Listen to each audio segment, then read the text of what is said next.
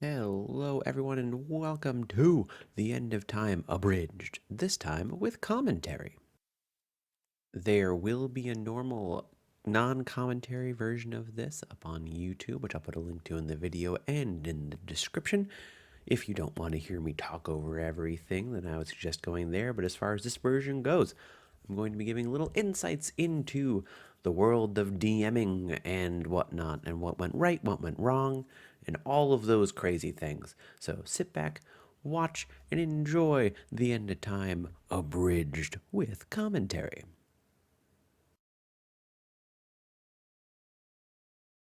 What did you choose for a character so far, Behold? Now, before we go into this too far and just go dive right in, I want to explain a little bit of like what happened here. We decided, hey, we're all a group of DMs and we know what we're doing, so let's stream session 0. It's a lot of DM stuff and all the D&D stuff you see out there doesn't tend to stream session 0. We were like, heck, we all know what we're doing good enough. We can get this all out of the way and go. So yeah, this is all what this episode was. I also had no story planned, which I'll talk about more later and how that affected the rest of the campaign. But yeah, it was interesting, and I like it. I would do it again if I did another campaign. Excellent. Let me set the scene for you. Okay. Um, Blue sky, white puffy clouds, green rolling hills. A herd of sheep, is grazing on the hill, watched over by a simply clad half orc. He's approximately 6.5 feet tall, 300 pounds, kind of a big boy. He, placidly and calmly watches the sheep, and he has no real ambition in his life other than to enjoy life. He is married to a young half elf woman. He knows both of his parents. Is on relatively good terms with them and enjoys the simple life. That's rare for a D&D character. Actually likes It his is. parents. A simple Yeah. life. What? Simple life too. Yeah. I like it. Uh, named named by his orc raider mother. He is Madman Mega, Nice. and does his best to not live up to the name. However, when he gets mad, he gets really mad. Doesn't have any trouble defending his flock, so to speak. He is a barbarian, and the weapon of choice is a simple mace. Nice. My character's name is Sprocket Gleo, but he goes by Spaguglio. So before we go into Spaguglio, just like a little thing on Mega. Mega was one of I enjoyed Mega Behole's character a lot. It was very untraditional. I wasn't expecting barbarian at first because of the way he described it, but like traditional barbarian, it's a lot of fun. He does a really good job with the character, and yeah, that is all. Spaguglio. Spaguglio is from a small island that is basically like if you could picture the slums of Brooklyn with mobs and stuff is basically where he's from, and he's kind of got like that accent, that that angry fake Italian accent. Of course. Spaguglio is 200 years old. He's a rock gnome, so that's like middle aged for Yeah. rock gnomes. He's from humble beginnings, and he started work as a plumber. And this is where I'm going to need to know the name of that liquid that I asked you to prepare. Um. Preparing illicit liquids already? Yeah. I know, right? Wow. We call it aged fryer oil. Extra credit for Aged you. fryer oil. I did not prepare a name for that liquid at all. We had talked about it for sure, and I did not remember. So yeah, I mean, if it cooks, right? Aged fryer oil, totally fine. Correct. Gross. So Oh, he was working a job where he had to repair some pipes with some aged fryer oil, and there was a very big mishap, and he had a near-death experience, and he decided that maybe plumbing was too dangerous. So he opened a restaurant, and it was very quickly regarded as the worst restaurant in all the land. But he's not one to give up, so he decided to sell his soul to a fiend, and this is how he became a warlock. But he sold his soul specifically to be a good chef and to make his restaurant thrive. So everything he does is for the good of this restaurant, where the reviews are literally written on the stone outside of his restaurant that are all Nice. terrible. They're basically just bad Yelp reviews outside the restaurant. But Wow. That sounds amazing. because he has D&D Yelp, best Yelp. people employed and he's not one to quit, he's not going to let this restaurant fail. So he's adventuring to make money to send back to the restaurant to keep everybody employed. Wow. That's more or less Spaguglio in a nutshell. That's Nice. awesome. I like it. I like it. I do too. She is a Goliath. Her name is Kiva Fear. And she's kind of a loner. She's kind of been spending most of her time wandering from town to town, city to city, and out in the wilderness, studying the stars. She finds she's like her greatest goal in life is to just uncover the mysteries of the stars and share that world. So she's a little bit airheady, but she does have a lot of like knowledge. She's very much like a sage-like person. So as a Goliath, she stands pretty tall, and she has kind of like grayish hair. She's got like gray flecks and some dark hair. She's a little more mature than most. And she has some Goliath tattoos on her face, some tribal like stripes that go across. Nice. And she is just a very humble traveler. I like it. That's cool. Nice. Yeah. So I feel like this is a good time to talk about, because we were seeing some stuttering, the joys of online DMing. Like I love it. The only thing I've hated is over the course of the entire campaign, almost every single episode, there's going to be a stutter over at least someone. It's just like lots of stuttering, lots of technical issues. That is all. Moving on. Nice. Ask my barbarian what he does for a living. He says he's a shepherd. Remember that. Eric Cochran Rogue. I like it. So, a little insight here that doesn't happen in the smash cut. All the three characters that already have been introduced were pretty much ready beforehand. Dins did not have his character ready because that was not a prerequisite. I said, if you want to create your character as we go for it. So there was definitely a lot of downtime of like, that's why he went last. He was creating everything, but like, keep in mind this character literally was created off the top of his head, and he did an amazing job. Crealis is one of my favorite characters. I probably would say that for all four characters. But yeah, Crealis is definitely up there. I'm not going to pick favorites. All four characters are my favorite characters, but Crealis is pretty far up there. Which is really what we needed, because right now we had a grumpy gnome, a standoffish druid Goliath, and then we had a kind of family-friendly barbarian. So, like, that the barbarian's going to mix a little bit and, like, not mix super well with the family-friendly part. But the character that's coming up it perfectly fits and just tops off the party. Excited. Her name is Crealis. There we go. Crealis. I got it. I love it. Crealis, nice. She's a nervous bird. Oh. At some point, I'll figure out what exactly she looks like. I'm already determined to protect her with my giant self. I feel like, in terms of like what flavor bird, I'm feeling something like a pygmy owl. I like it. I love it. A little bit. I went with the far traveler background because I feel like she's just very far from home. I imagine. Okay, so things are coming together. I don't know much about the world, so you tell me if like any of this just doesn't sure. work. But I feel like she ended up as an egg.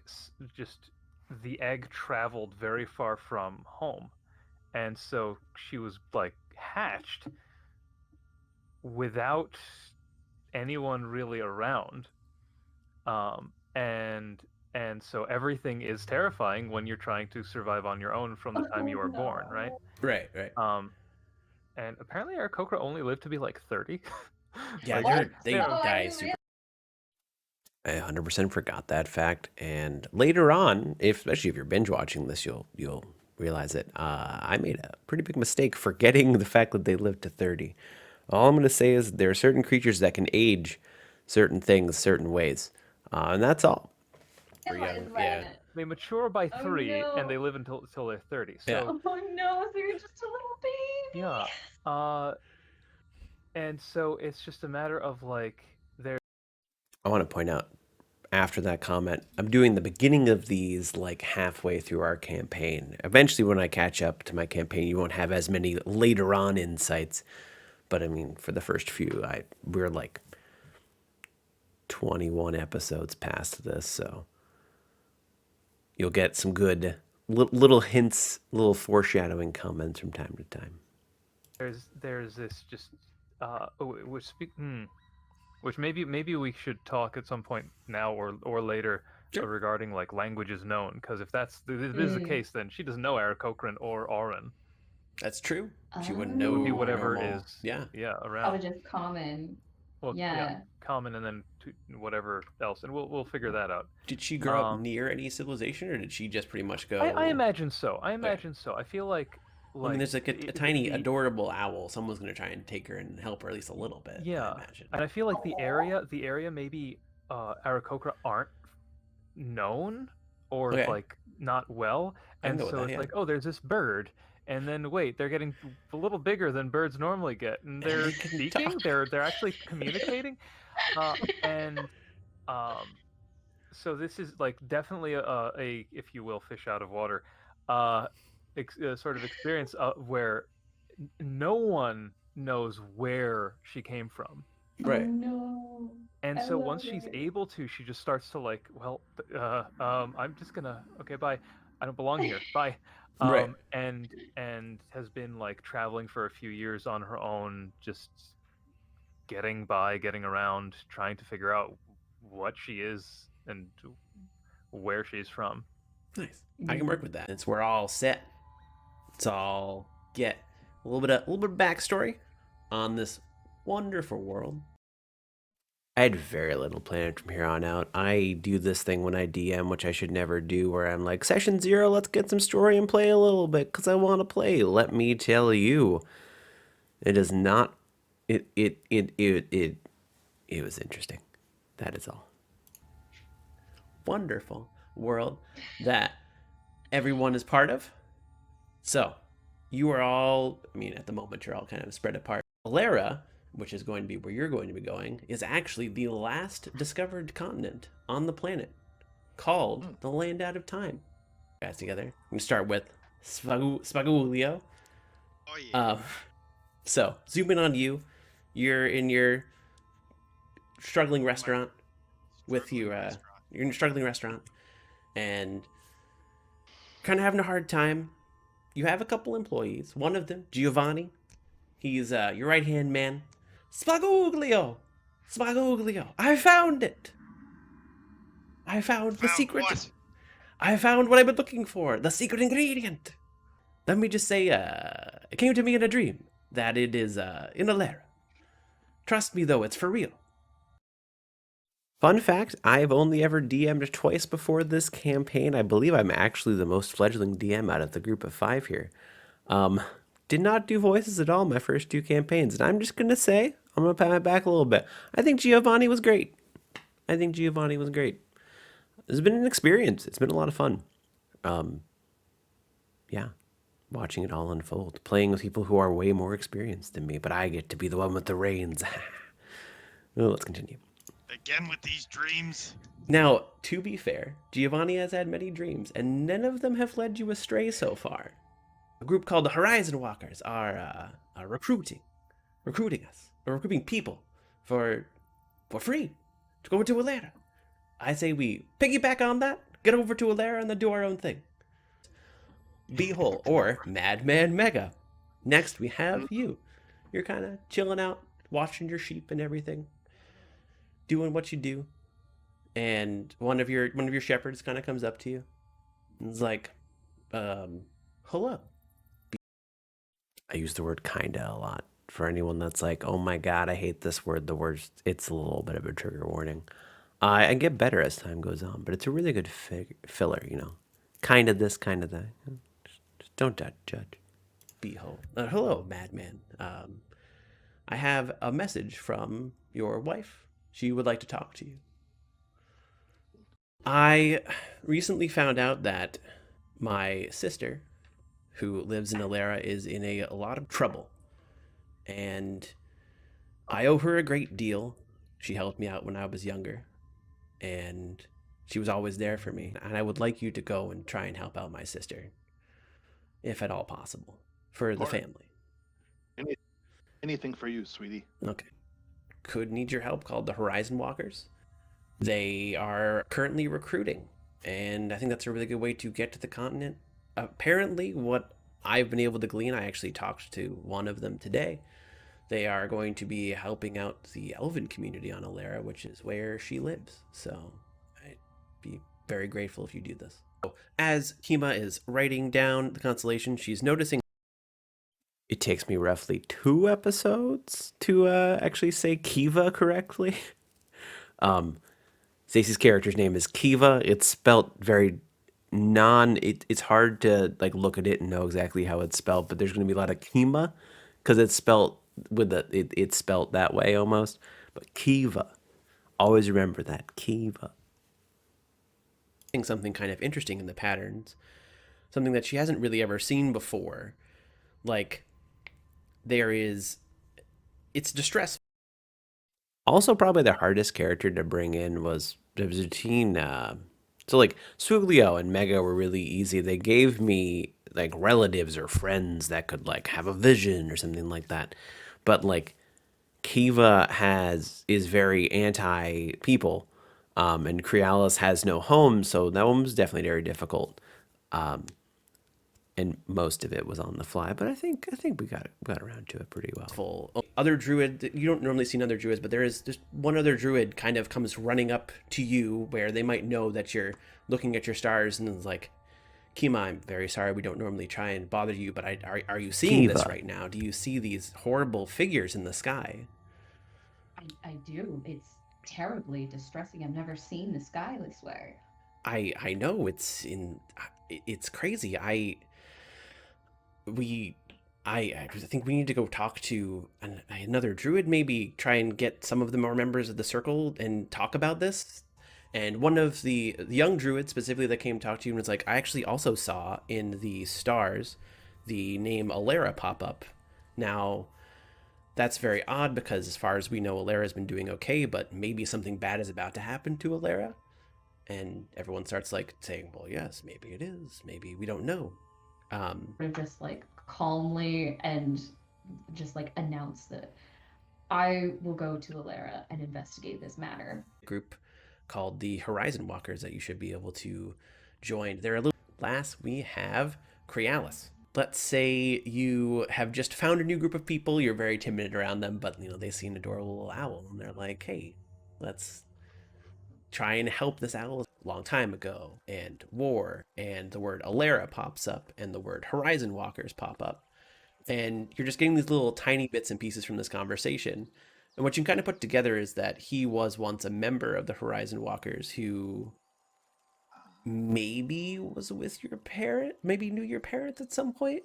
You don't know because it's still little bits and pieces because they're also talking kind of fast and mildly angrily. The tone increases and decreases at a rate that, you know, it can get a little bit confusing. And so like the conversation kind of dies down and she turns to you and says, I think, do you want to know where you come from? Do you have any desire to know that? Because we might be able to help you. If we can find where it is, yes, that would be nice. Yeah. I think we can. We know of a way. All these characters grow up so fast.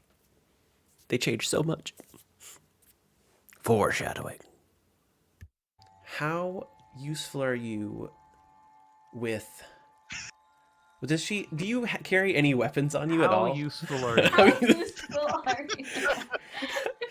Such a big question. And if you know how to use a sword, I believe you can join the Horizon Walkers. They're looking for recruits. Bound for the Forgotten City. Kind of long. We're gonna call it the Forgotten City because it's ironic because it's Perfect. the main city. Yeah, I totally didn't name the main city, but I totally stuck to my guns, and the Forgotten City is its actual name. Take that, world. Rex, you're boarding the ship to get to Alara from the Forgotten City. He's like, so let me get this straight. If I sign this paper and I become a horizontal warrior, you're gonna help me find The person looks a little bit confused, but it's like the Horizon Walkers, and actually, point while I open up this document, a tall female wood elf with pale white skin, long silver hair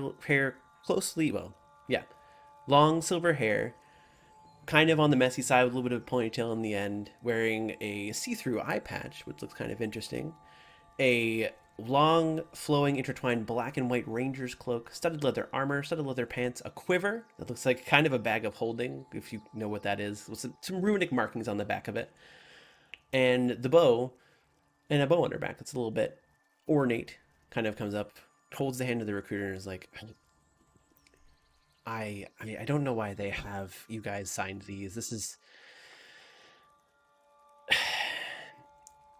Hello, my name is FaZe. I am the leader of the Horizon Walkers. FaZe is probably the character that got the most messed up by the intro because everyone kind of, as you're going to see, starts off a little bit on the wrong foot with her. And FaZe was supposed to be the character. Like, the character the group was like, yeah, she's great. She's looking out for us. Everything's okay. I trust FaZe. I'm like, legitimately so.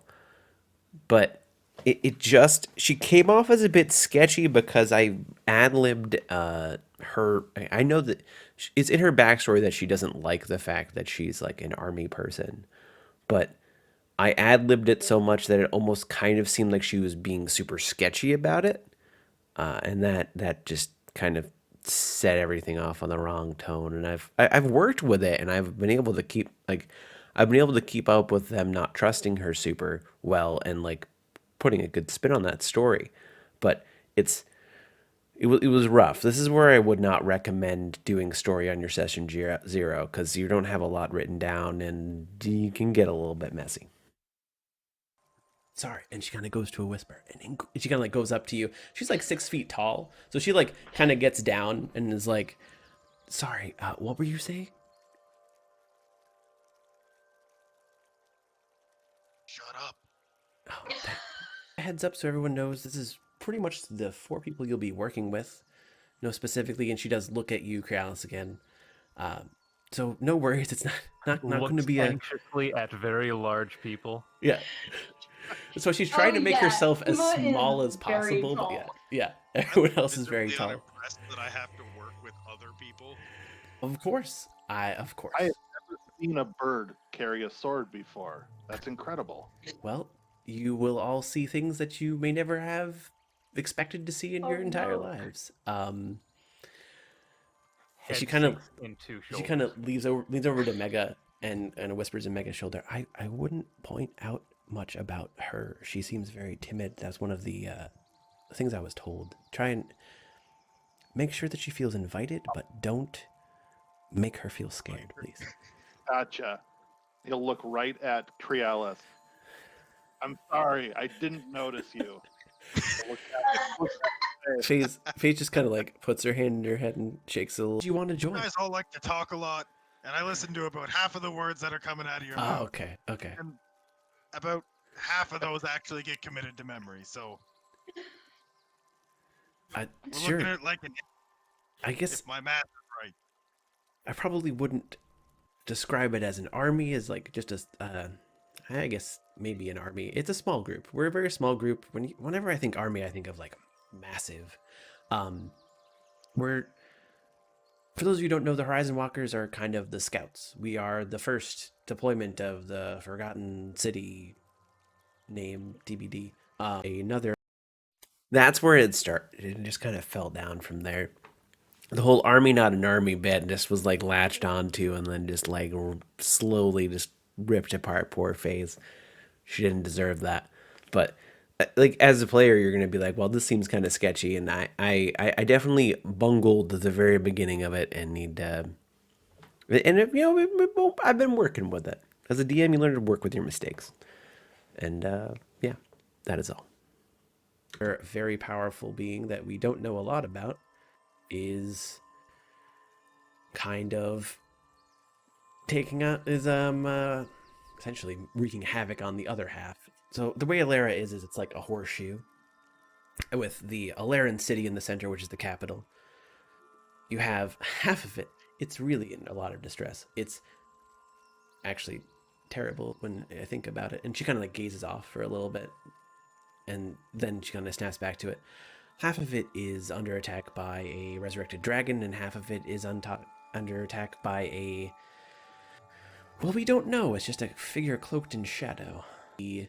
Kind of a mixed group of people that'll be kind of leading certain militia army against the shadow. Militia groups, not militia army. I'm trying to walk it back so hard right now because at this point they've latched onto the army idea, and I'm trying to walk it back so much like, oh my god, I've made a mistake. But yeah, no, I was never able to walk that one back. But that is a ways from now. Our plan is to have you guys get dropped off in Alara, go to Alara, and then Greg here. I'm going to go off and probably have to do some other things, but Greg here will kind of show you the ropes. He'll teach you how to do things, kind of get you introduced to the Horizon Walkers. Listen, you've done a lot of talking, and my heart really goes out to you. But I don't understand how any of this is affecting the service of the restaurant. We've been waiting for like an hour and a half. That's a great question. Greg, would you like to go grab some food? Actually, what does everyone want? She hands you a menu of various meats and cheeses and different alcoholic beverages and fish, because it's also a port. We're just trying to stop a pretty terrible evil. But once again, and I cannot stress this enough, we will not be throwing you at that evil. We will be specifically training all of you. Tomorrow we will be setting out for Alara. We'll do like, it's just 2 days boat ride, so we can go over, basic combat and whatnot, so that everyone makes sure everyone can like. And that was session 0. There were some things that definitely went off the hook, off the railings, more than I expected it to. But it all worked out, and I kind of rolled a lot of that stuff into the story. I liked our group a lot. I like how we kind of flesh everything. Like, everyone covers their weaknesses in combat. Like, we have a pretty decent healer. We have good damage dealers if you're looking at just raw stats. But roleplay, looking at roleplay, which I think is just as important for a group, we have a great group of people. We have like the shy one. We have the face, which is Guglio, who's also a bit of an asshole, but that's totally fine. We have Mega, which is like the person, the mother of the group. So that's what I'm calling him from now on. It's fine. He'll probably see this at some point and be like, huh, interesting. But yeah, he's the mother of the group. And then we have Kiva, which is the very objective oriented, keep things on the rails person, which I think every group needs that. And yeah, it was a great group. I hope everyone enjoyed. I guess I'll let this video clip finish out, but yeah, that is all. Commentary version done. See you all next episode. Swing a sword, essentially.